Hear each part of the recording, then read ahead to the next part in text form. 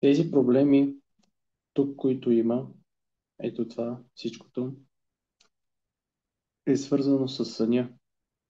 А ако съня не е окей, със сигурност ще ги има и ето тези тук.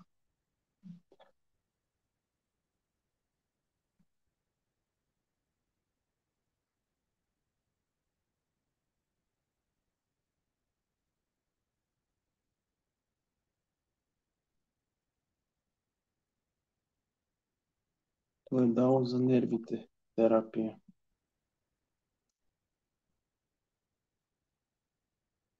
Значи тук трябва да се оправи съня.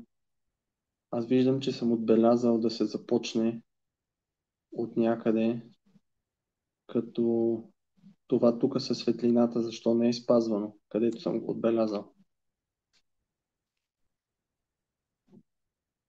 Сутрин след събуждане.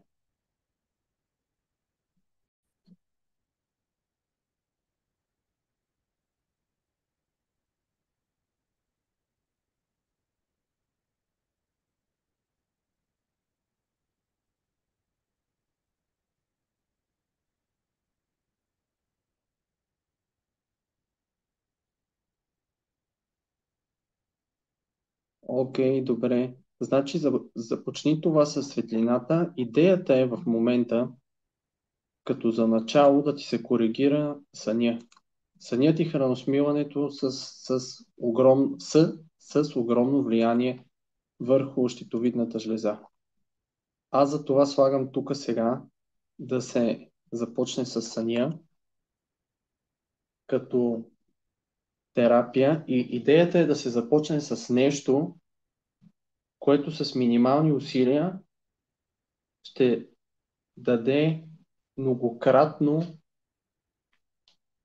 по-голямо като количество на усилията изменения в оплакванията. Тоест, започва се с светлината, нещо, което е сравнително лесно, не изисква много време, няколко минути на ден, сутрин за една седмица и след една седмица се гледа дали всъщност ще се подобри съня. Ако той се подобри, най-вероятно ще се подобрят и останалите оплаквания, които ти показах по-горе, а именно ето тези тук, с чувството на отпадналост, фокусът, забравянето.